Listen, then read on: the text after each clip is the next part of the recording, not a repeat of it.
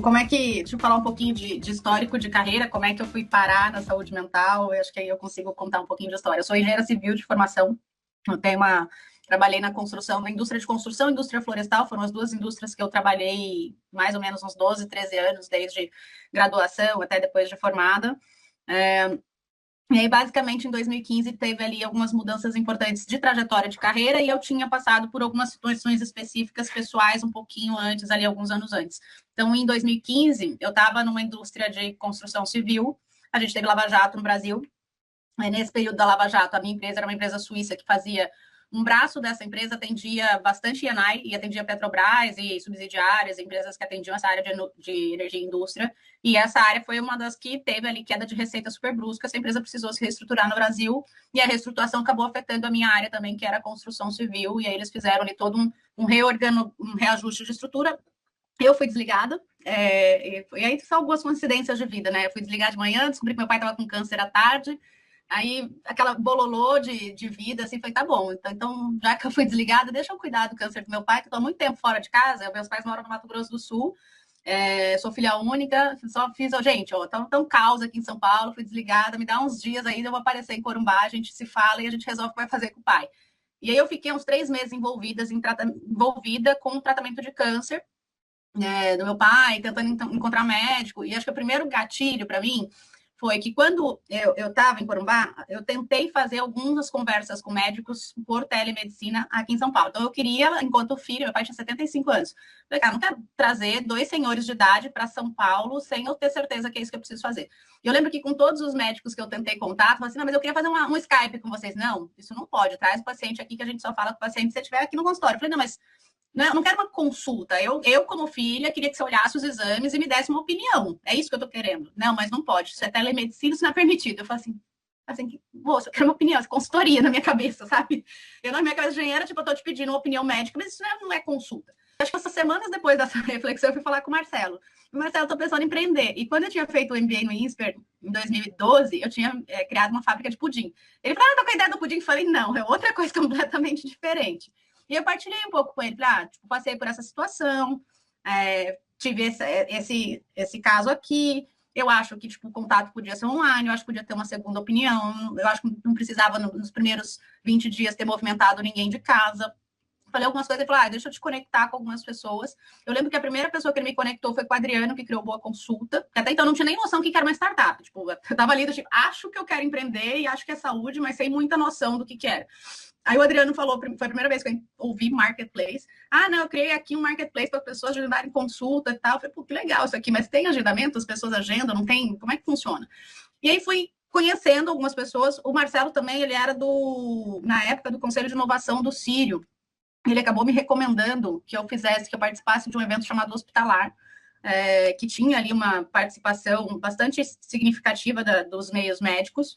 E aí, nesse evento da Hospitalar, eu conheci o Paulo Chapi, que era o CEO do Sírio na época, né? Acabei abordando ele lá no evento, ele tinha feito uma palestra falando de telemedicina, né? Que ele enxergava que ia ser o futuro. Era um espaço do Hospitalar dentro do 5 Years From Now, que era quase um espaço de inovação dentro dessa feira. E aí eu chamei ele, tipo, putz, estou tentando empreender, estou pensando, estou super na ideação ainda, não tenho nada, mas queria estar perto de quem está pensando saúde no Brasil. Vocês são uma referência, queria tomar um café. Ele super me deu o telefone do assistente dele, marquei um call, fui lá no Sírio, tomei um café com ele, ele me apresentou o Luiz Reis, tomei mais uns 2, 3 cafés com o Luiz Reis, e nessa brincadeira, assim, tipo, tentando várias coisas. Vamos fazer aqui uma plataforma de segunda opinião em oncologia, porque eu estava muito com a cabeça de quem tinha passado por um tratamento de câncer na família, e tipo, se eu tivesse um médico aqui em São Paulo que pudesse orientar o urologista do meu pai lá em Corumbá, talvez pudesse ser isso, mas ainda não era bem isso que eu queria. Eu queria ter passado por uma consulta orientativa ali.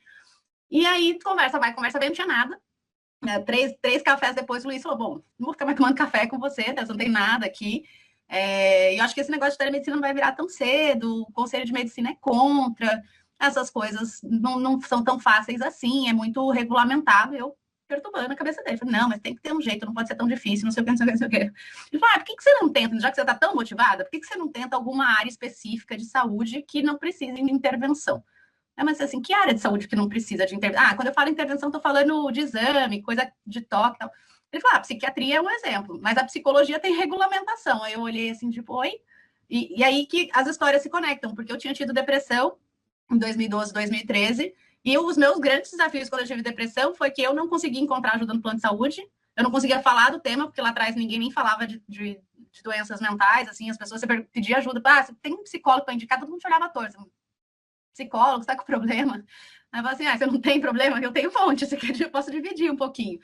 E eu tive umas experiências bem frustrantes, assim, no plano de saúde. Eu lembro que uma das consultas o psicólogo dormiu na sessão, que eu fiquei puta, eu falei, pô, eu já tô mal, aí o cara dorme na minha sessão, não é possível. E hoje a gente entende, porque as operadoras pagam muito pouco. O psicólogo, ele faz consulta, tipo, de monte, né? E aí acaba que ele fica ali exausto.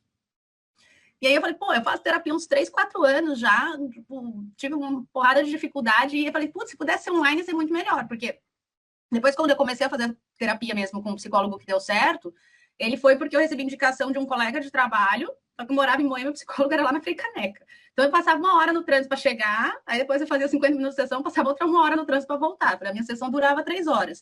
Então, quando o Luiz falou ali, você já pensou na psicologia? Sabe aquele eureka? Eu falei assim, achei, é isso. E aí, daquele dia, isso deve ter sido, sei lá, fevereiro, mais ou menos, de 2016, eu sentei o bumbum e fui estudado, tipo, o que, que tinha de regulamentação na psicologia, quais eram os dados do mundo em relação a adoecimentos mentais. A gente já tinha dados muito feios, assim, o Brasil já era o mais ansioso do mundo lá em 2015, 2016, a gente já tinha indicadores de depressão bem, bem críticos, já se falava uma perda de produtividade nas empresas em torno de uns 200 bilhões por ano. Não tinham alguns dados bem importantes, mas tinha um dado interessante do DataSUS, que falava sobre a distribuição geográfica de psicólogos e psiquiatras e da ausência deles na maioria das cidades brasileiras. Então, a gente tem, sei lá, 5 mil e poucos municípios no Brasil, e 2.400, 2.500 não tinham psicólogo nenhum. Então, assim, pô, eu moro numa cidade de 1 milhão de habitantes, eu tenho uma quantidade de psicólogos. Eu moro numa cidade de 100 mil habitantes, eu já tenho um que fica com consultório na praça que ninguém quer ir. Né? Então, tem todo além de ter pouco, quando você tem só uma quantidade e a cidade é muito pequena, tem um tabu gigante que ninguém quer ir naquele espaço. Eu falei, cara, aqui encaixa muito bem a possibilidade do online. A gente fez muito bem de fora também, tinham algumas soluções, então não tinha, tipo, teve um boom muito grande ali, 18 e 19, mas quando a gente fundou, tinha basicamente a Teladoc como um grande player de telemedicina global. Eles tinham acabado de comprar uma empresa chamada BetterHelp, que era uma de psicologia, tinha sido comprada super pequena ali, na época por 5 milhões de dólares, né? Ela estava bem no começo. Tinha uma outra que já morreu, não existe mais. E a gente se inspirou, pô, nós vamos ser a BetterHelp, vamos aqui, vamos criar um negócio no Brasil. Tinha Talkspace, que era por chat, mas a gente não acreditava muito no modelo. Falei, putz, aqui no Brasil vai ter terapia por chat, as pessoas não vão confiar nisso aqui, né? E aí vamos tentar o modelo da BetterHelp ali, conectar o psicólogo de um lado, o paciente do outro. Aí a gente, né, lançou, na verdade, tipo, criamos uma empresa, abrimos os aprendizados de empreendedor. Aqui, como é que faz para abrir uma empresa? Vai lá no Jusesc e abre uma empresa. Aí a gente abriu, tinha um cartão CNPJ, aí agora a gente faz o quê? Não tinha nada, não tinha uma linha de código, não tinha plano de negócio, eu tinha um CNPJ aberto, sem nada. E eu falei, bom, vamos tentar achar um processo, estava abrindo isso no Brasil, né? Vamos tentar participar de algum processo de aceleração, vamos ver se a gente se inscreve em alguma coisa.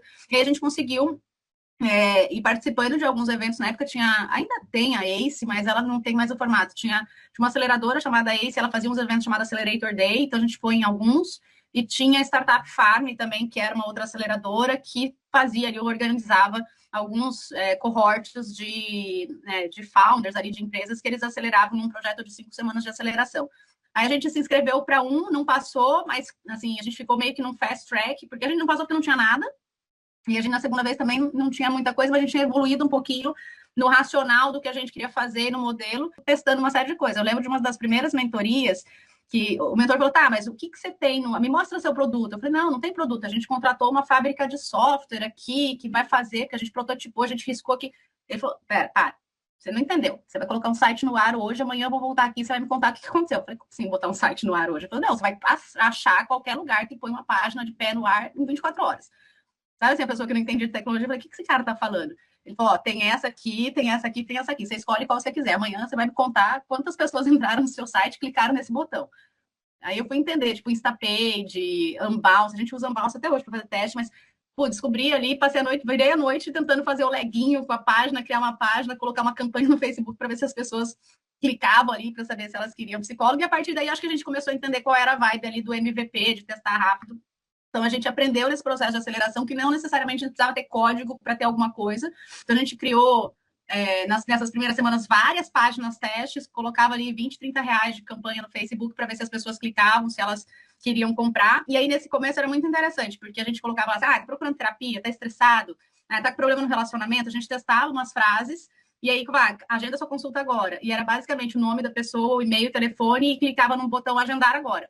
Quando a pessoa clicava, ali aparecia um pop-up para ela, né? Do tipo, olha, essa é uma empresa que está em construção, logo uma pessoa do nosso time vai entrar em contato com você. Isso caía numa planilha para mim e eu passava a mão no telefone e ligava para a pessoa. Então, eu fiz isso durante algumas semanas, ligando para várias pessoas. Tudo bem, eu sou da Vitude. Você está procurando psicólogo, me conta um pouquinho da sua demanda, o que você quer, tal. E a pessoa falava, não, eu estou me separando. Não, eu estou estressado no trabalho. Não sei o que, eu quero um psicólogo, sei aonde. Então, a gente usou um pouco desse momento aqui de teste mesmo, né? A gente chama de validação de hipótese, para entender o que o mercado queria. Começou esse processo.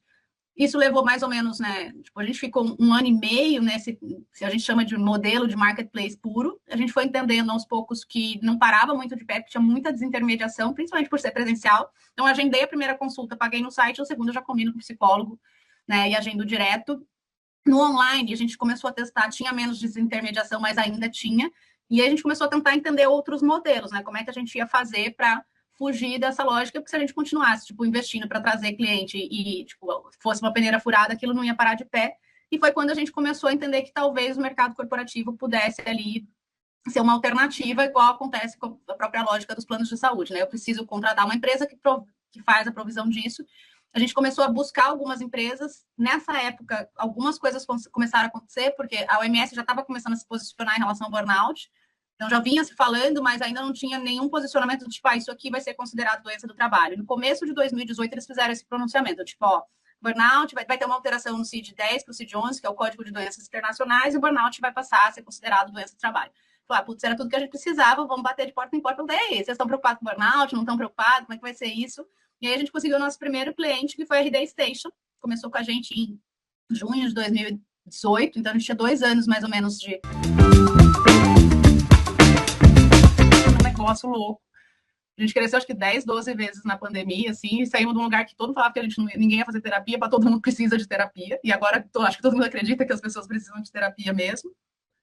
Em 2022, a gente recebeu uma rodada da Crescera, que foi a nossa segunda grande rodada. Então, a gente recebeu 4 milhões e meio de reais em 2019, e aí quando o Crescera fez, né, a rodada, somando o cheque da Crescera, o follow-on da Redpoint, entrou a Endeavor junto nesse deal também, foi uma rodada de 7 milhões de dólares, na época estava em 5 reais, deu 35 milhões de rodada, e isso nos ajudou a ir para um outro patamar de empresa, porque aí a gente começou, né, a trazer líderes, começou a trazer governança, a Vitude, que era uma limitada, se transformou numa SA, a gente passou a ter um conselho de administração, a gente agora, né, por ser uma SA, a gente publica balanço, então a gente é auditado, a Grant Thornton faz a nossa auditoria, acho que tudo isso trouxe uma maturidade para a empresa, e a gente, nesse período todo, acho que foi se consolidando como um player que se especializou em saúde mental. Os outros concorrentes do mercado, eles nasceram em períodos muito similares, mas eles tomaram decisões de negócios bem diferentes. Então, teve um determinado momento que a gente tinha 3 players de mercado com 3 posicionamentos muito distintos. Assim.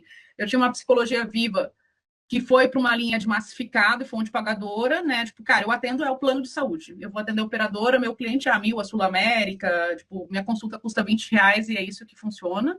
A gente foi para uma linha do tipo, cara, eu sou premium, minha terapia tem que funcionar, não pode ser o psicólogo que dorme na sala. Né, tipo, eu me recuso a pagar mal para o psicólogo, né? A gente batia muito na tecla de tipo, a gente tem que ter qualidade, a gente está falando de coisas sérias, as pessoas se matam, não é assim.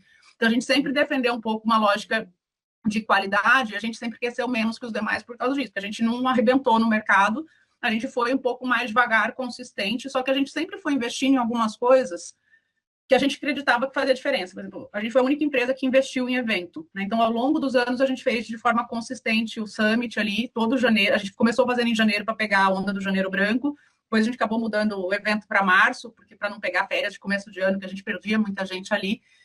E isso foi ajudando a construir credibilidade e reputação. Hoje, tipo, a Vitude é vista como top of mind. Tipo, vocês querem falar de saúde mental, é com a Vitude. Tipo, os outros acabaram se perdendo no meio do caminho, porque foram para uma linha muito de massificação, e de perder em qualidade.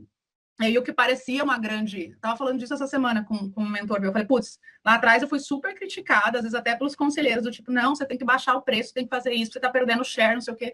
Falei, cara, não adianta. Vai acontecer que as pessoas não vão se tratar, alguém vai reclamar. E essa semana eu estava falando com uma empresa que foi engraçado. Porque no ano retrasado, eles procuraram a gente fez uma proposta, falou assim, não, esse preço é absurdo. A gente vai fechar com a outra empresa. Eu falei, quando der ruim lá, você me chama. E aí eles voltaram 2 anos depois, então. Eu falei, já deu ruim? Ele falou, você ainda lembra? Eu falei, cara, tipo, não tem jeito de dar bom, vocês estão pagando R$ 20 para o psicólogo, alguma coisa vai acontecer. Ele, não, a gente está com muita reclamação, porque os psicólogos fazem uma consulta, pedem para o paciente sair fazendo particular. Eu falei, lógico, ele está ganhando R$ 20, ele precisa dar um jeito de arrumar a carteira dele. Mas até esses contos engraçados, mas a gente acho que sempre defendeu esse lugar do tipo, cara, a gente quer ajudar a melhorar a vida das pessoas.